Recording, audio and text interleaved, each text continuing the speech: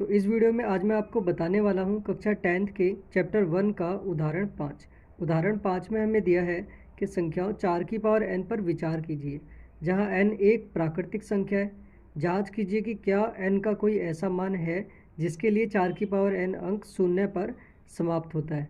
तो इस प्रश्न को थोड़ा सा ध्यान से समझिएगा। यहाँ पर हमें दिया हुआ है 4 की पावर n, ठीक है।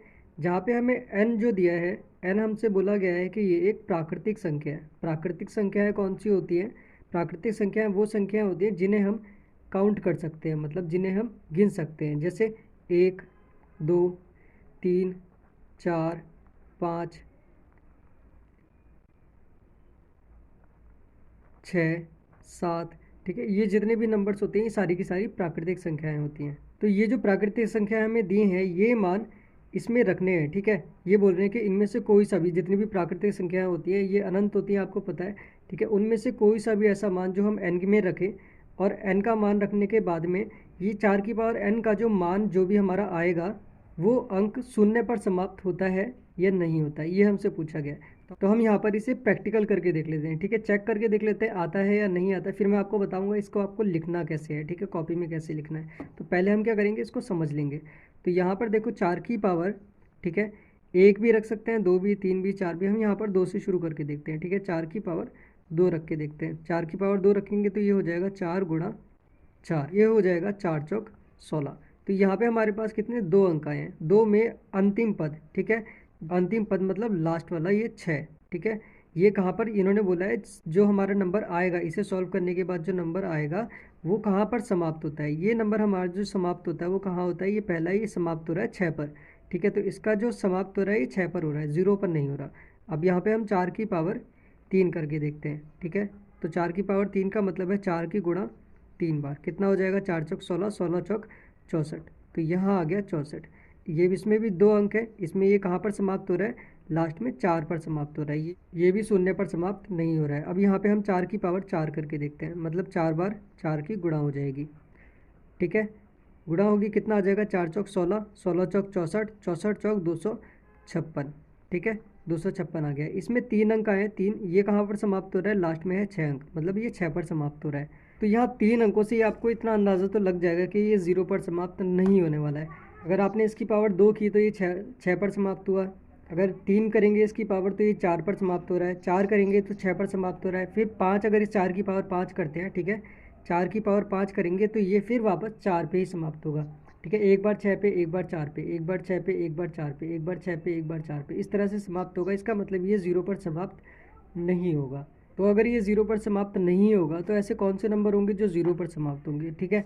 तो देखो वो नंबर, जैसे अगर 10 है, ठीक है, 10 की घात आप कितनी भी रख दें, ठीक है, इनमें से कोई भी मान रख देंगे 10 की घात में तो उसमें आपको 0 मिलेगा ही मिलेगा। जैसे 10 की घात अगर आप 2 रखेंगे तो ये 100 आएगा, ठीक है। 10 की घात आप 3 रखेंगे तो ये 1000 आएगा। इसमें अंतिम पद क्या है, समाप्त हो रहा है ये 0 पे, ये भी 0 पर समाप्त हो रहा है, लास्ट में 0 आ रहा है, ठीक है। ये होगा 20 है, ठीक है, 20 भी हमारा हमेशा 0 पर ही समाप्त होगा। इसकी पावर आप n में कितनी भी रख दो, इसकी भी कितनी भी रख दो आप, 0 ही आएगा। इसी तरह से 30 है, ठीक है।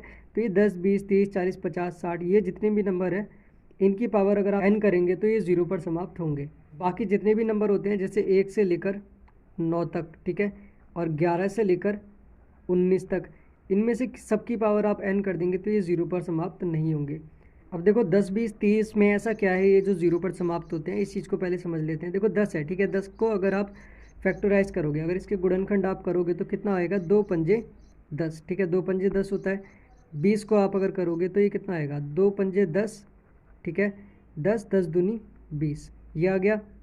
30 को अगर आप फैक्टराइज करते हो ये आ जाएगा 2 पंजे 10 और 10 तिया 30, ठीक है। इनके जो गुणनखंड है ये आएंगे। अब इन तीनों में आप देखो क्या कॉमन है, इन तीनों में 2 गुणा 5 यहाँ पर कॉमन है, यहाँ पर भी 2 गुणा 5 है और यहाँ पर भी 2 गुणा 5 है। मतलब ऐसे नंबर जिनके अंदर 2 और 5 का गुणनखंड होता है, ठीक है, वो संख्याएं 0 पर समाप्त होती हैं। और जिनमें 2 और 5 का गुणनखंड नहीं होता है वो संख्याएं 0 पर समाप्त नहीं होती हैं, ठीक है। तो 2 और 5 इन दोनों का होना ज़रूरी है उस संख्या के गुणनखंड में। जैसे ये 4 है, ठीक है, 4 को अगर आप चेक करेंगे 4 किससे मिलकर बना होता है, 2 गुणा 2 से मिलकर बना होता है। इसमें केवल 2 ही यूज़ हो रहा है, इसमें 5 का प्रयोग नहीं हुआ है। जहाँ पर 2 और 5 दोनों का प्रयोग होगा गुणनखंड में, वो संख्याएं केवल 0 पर समाप्त होती हैं। बाकी ऐसी कोई संख्या नहीं होती हैं जो 0 पर समाप्त होंगी। इसका मतलब केवल 10, 20, 30, 40, 50, 60, 70 आगे आप कितना भी बढ़ाते जाएंगे वो सब 0 पर समाप्त हो जाएंगी। और इनको छोड़कर बाकी जितने भी नंबर हैं वो उनकी पावर अगर आप n करेंगे तो वो 0 पर समाप्त नहीं होंगी। तो इसका जो आंसर हमें कॉपी में लिखना है वो किस तरह से लिखना होगा ये मैं आपको बता देता हूँ।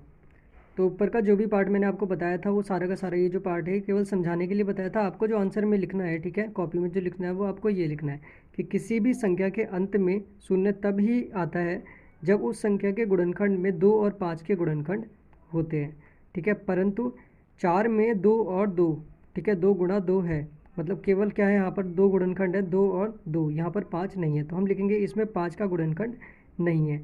अतः किसी भी प्राकृतिक संख्या n के लिए 4 की पावर n अंक शून्य पर समाप्त नहीं होता है।